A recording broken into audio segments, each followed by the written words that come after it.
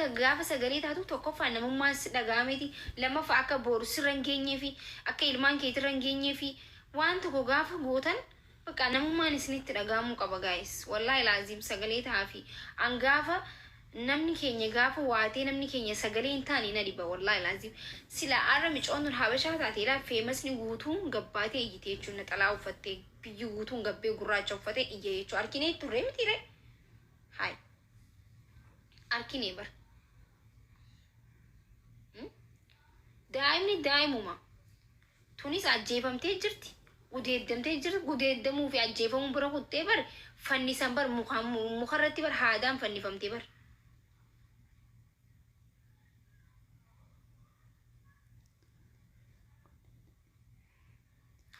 nuti bar oromooni ofii teenyaaf bikka xiqqoo if keenya bar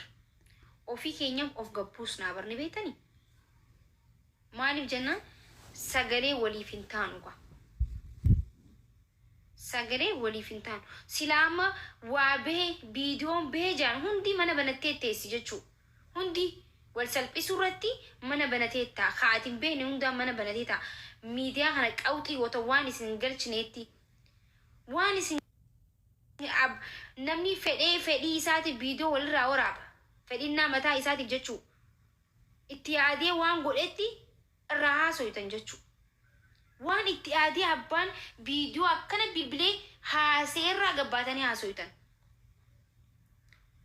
waan garuu namummaan namatti dhaga'ame ilmoo daa'imaatu gudeeddame ilmoo daa'imaatu oromiyaa keessatti ajjeefame ilmoo daa'imaa fannifame gabba hiddubaddu yoo siin jenne garuu teessee nama dhaggeeffattaa jechuu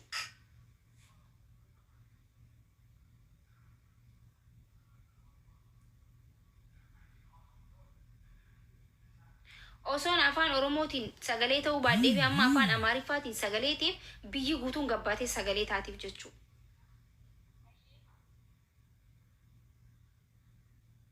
gaafa ayyaantuun asiitiin irratti naqamu dhugaan isinitti hima dhaggeeffadha dhugaa dubbatan firummaan hin baddutti oromoon dhaggeeffadha dhugaan isin hima gaafa ayyaantuun fuulli isirratti asiirri naqamu oromoo caala eenyutu sagalee ta'eef as jala barreessa habashaatu sagalee ta'eef Itoophiyaawiitu sagalee ta'eef dhugaa walitti himne jechuu chaaleenjii jaanii chaaleenjii hunda hojjetanii jechuu afaan amaariffaatiin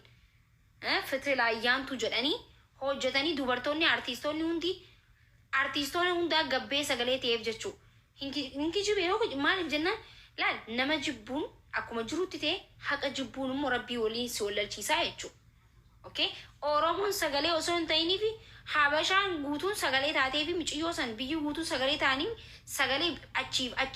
achi sagalee ta'aniif jechuu dubartiin gabbaatee keenya osoo ciisuu jechuu nuti walirratti malee waan nurraa ta'e irratti waan nurraa du'e irratti waan nurraa qalame irratti waan nurraa gudeeddame irratti waan nurraa fudhatame irratti sagalee ta'uu hin dandeenyu jechuu garuu waan nun galchine abbaan fedhe itti yaadee waan viidiyoo waraabee poost godhe irratti itti yaadee waan footoo ka'e irratti itti yaadee waan galabbaxame irratti immoo namni tokko isin gaafatu gaaffii dhiisaanuu kadhaadha bakka waan kana dhiisaa inneetu isin kadhanna jechuu an akka namatti wallaahi laazim akka oromootti miti amma kan dhufee sagalee ta'u jiruuf akka namatti nama waan hin ta'eef boru ilmoo qabaachuu hin danda'a obboleetiin bachaa jira sagalee ta'aa jira sini galee wallaahi laazim በጣም ማልፍ ጀና አከነትን ደጋምኔፍ ጋፈን አከት ዱበዴ ሰገሌ ታዬ ብራዴሜ ዋን ፈዲስ ዋን አንቀጥቃት ጀስ ሙለቱ ባቱስ ሰገሌን አንቴፍ ቡአፊዱ ባቱስ አከነመ ተኮት ገሩ ዮን ሰገሌቲ ፍሪ በነጊያን ረፈስኒ ገሌ ማልፍ ጀና ሚዲያን ፈየደሙ ከነቲ ሚዲያ kuma nama kuma dibba ja'a ol qabadhee nama cinaa miileenaa qabadhee taa'u kanarratti ilmoo daa'ima tanaaf sindura beekanii marti keessan heevan irratti haameetiin hin ture daa'ima waan daa'ima kanarratti jechuudha waa'ee daa'imaatiin wal qabate jechuudha garuu ka'ama dhufe kun illee jechuudha bifuma heevan saniin jechuudha dabalatii siniin jechuudha daa'imni tuni nama maraafuu yennumaafuu ilmoo ta'uu dandeetti لا يو كتلالو غرو باي كنا متدغهما سغاليته هون درقما والله نمن شفت نيو نمن مرتي سا نمن جلا جرو كون غوتون شاتو ميديا متا وفي قبلوني مرتي نيو جرو بك جرو مرايو سغاليته هو فين درقما سغالين تنتي ومتا ورمو برتي ابو اباي كبدي جالسو را سغالين تو فين كان كبا يدو كبري دا هدو سغالتي فد قالتن برباچسون درقما نوما nuti dhagaamuu qaba keessa akka kuni waa'ee poolitikaati miti kuni siyaasaa miti maybe siyaasaa tokko abiyyi deeggaraa tokko jawaar deeggaraa tokko wabuu deeggaraa tokko waan biraa deeggaraa tokko if deeggaraa because siyaasaa miti kuni ka siyaasaa keessa jirus ka siyaasaa keessa hin jirres hundinuu akka namummaatti namatti akka nama tokkotti namummaa waan jedhamu dursa laa waan hunda caala namummaadha isin galee namni shanyummaa dursa biyyummaa dursa waa hunda dursa namummaatu dursa jechuudha. Turan nama baraati namummaa isaatiin kabajee sanbooda immoo maalummaa isaa eessummaa isaa eessatti maarree sanbooda hubattaa miti namummaa waan jedhamuun yaaduun nurra jiraata gis takka illee jechuudha. Isin galee micoo feeban jedhamu sanaanii gimbaar qaddami irratti sagalee ta'uu tureef harkitanii turte sagalee ta'uun tureef hanqa namni isaan goondarii maaliif sagalee taatan hanqa jettan takkatti hanqa ijoolleen teenyu arabs tokkotti sagalee taaniif maaliif jennaan ilmoo daa'ima jechuudha. Okay daa'ima bakka daa'imni waa takka hin beektu aslan daa'ima maqaa isii qofa himuu dandeessi daa'imni maqaa isii qofaa fi nyaata qofa fudhattee nyaachuu qofa dandeetti waan biraa takka hin beektu jechuudha. So I don't know maali ani wallahi maal akka I don't know hedduu natti dhagaame si galee akka nama tokkotti natti dhagaame wallahi laazim osoo obbaleetti tiyya taate yoo jechuun yaada osoo obbaleetti tiyya taate jaalaati yaada isin galee. Yaa beeta nam tokko amma wanni kun hanga jechuudha hanga daa'ima tanarra gahe kana jechuudha so wanna biraa taate so siyaasaa biraa taate akkatu bantan siyaasaa biraa so taate yookaan ammoo so tasa akkuma amma waan zamoona raawwatamaa jiru kanatti jechuudha wanni biraa taatee wahii uumamte jechuudha sibichaa miti jechuudha namni amma sa'a kanatti waa'ee kanarraa haasaa jiru shaaban qabu garuu wanni kana kun tokko farratti hin callifame lama farratti hin callifame namni hin dubbatu bakka akka waan bakka injiraa miti yeroo bakka wanni kun muudii qabaa ino fakkaate akka waa muudii qabuutti irra deddeebi'uudhaan dalagamaa jira wanni kun raawwatamaa jira beektaa si galeen namni kamuyyuu callisuun qabu wanni kun maa sirri namni achisa waan ilmaan nama boochisu yoo kana laalanu. Wallahi ilmoo miskinaa gudeeduun daa'imman ganda keessaa fuudhanii ajjeesuun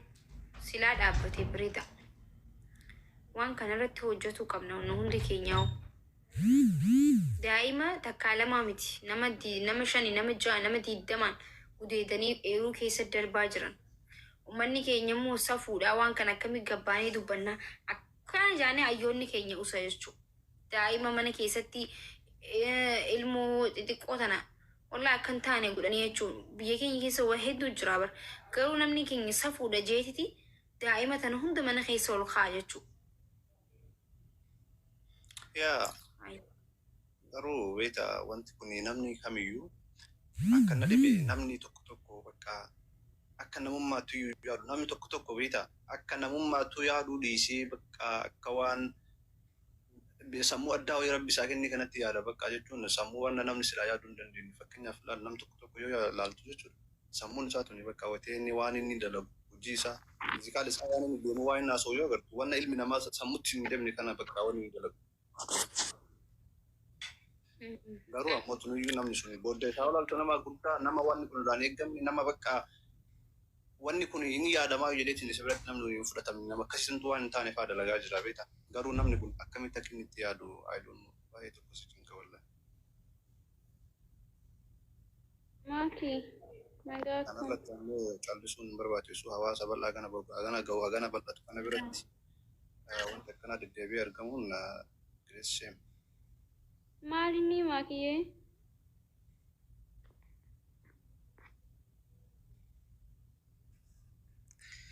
Barani kan dhageenya mala maaliif hin dhageenya ni beektaa sagalee waliif hin ta'an kanaaf bar wanti amma namni hundinuu maaltu ta'e jaa maaliif jaa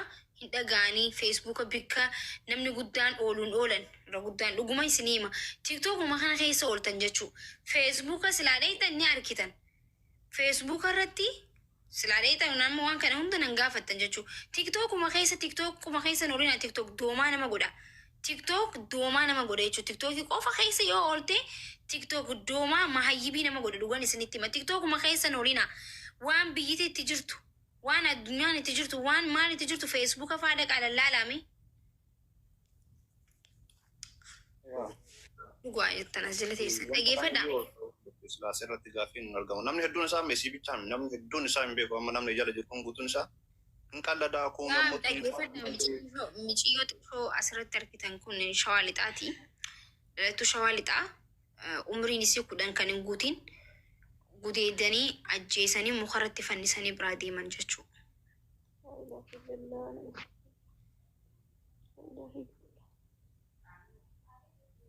Waan haasawuu nama jibbisiisu bakka walumaa galatti beektaa waan haasawuu nama jibbisiisu gadi bahaniitiin yoo waan kana ofirraa balaaleffachuudha callisuu sun ta'in wanni kun deddeebi'aa jira. Jechuun Oromoon maal akka ta'een beekamu beektaa Oromoo keessatti jechaadha amma yeroo ammaa kanatti xiqqeena garaagaraa kana qofa agarta.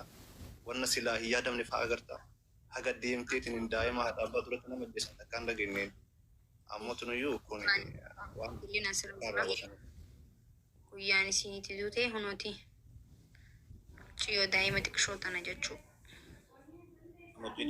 Wallahi hagarraa namni tokko amma kunuun amman maakirraa biratti dhaga'e malee wallahi dhaga'ee hin jiru agarre feesbuuk illee numa fayyadama garuun agarre sagalee walii ta'uu dhabuudha beektaa amma wanni tokko gaafa Oromoo keessatti raawwatame gaafa 15 faa ji'a faa ga'e waa gabbaanii dubbatan maatima keessa illee haa ta'u namni waa ol hin baasu dafee bakka wallahi micattiin tunee fi micattiin amartittii sun amma maal garaagarummaa qabdime.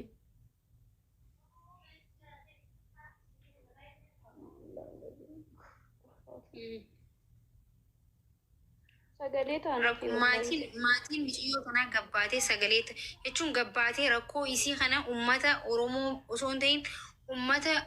Afrikaan ta'e bakka gabbaatee himachuu qabdi. Maatiin isiidhaa gabbaanii dubbachuu qaban. Akka maatiin kaan ilmoon irraa gudeeddamte takkatti safuudha wanti jedhamu hin jiru. Micoo dhabdee jirti, duutee jirti, micoon gudeeddamtee jirti, gabbaatee dubbachuu danda'uu qabdi. Akka biyyi guutuun akka warri mootummaa keessa jiru dhaqee haadha tana jajjabeessi bira dhaabbatutti haati gabbaatee iyyitee sagalee dhabee gaafa Oromoo bira wanna kana raawwatame uffatama mee amma arrumarraayyuu dhagaame Oromoon kun hundi sagalee haa ta'u jenne garuu akka gaafa micattii Amaaraa micattii xiqqoo micattiin sunillee haganuma xiqqeenya qabdi wallahi haga jara sanii godhan Oromoodhaan wanti akkasitti sagalee harkatteef tokkoffaa haadhaatu miiraan dubbate haati akkana hollachaa dubbate jechuudha. So haadha sana halkaniiti biyyi guutuu lafaa keessa sagalee ta'eef haadhaatu uummata biyya guutuu Oromoos ta'e Amaaras ta'e walitti qabdee kaastee jechuudha. Tigirees biyyi guutuu ka'ee akka namummaatti dhaabbateef jechuudha. Maali Gondar irraa finnee Oromiyaatti mana kan nisnisnee bar miti. Sirriidha wallahi. Sagalee tokkooti bu'aa sagaleeti garuu waltuffachuudha amma waltuffachuutu jira Oromoo keessa wallahi amma kuyyoo sagalee ta'eef kun sagaleen ta'uuf viidiyoo laalaa bira taruu malee namni hundi wal fakkaatee sagalee hin ta'uuf amma micattii tana akka micattii saniititti jechuudha miidiyaan Oromoon qabdullee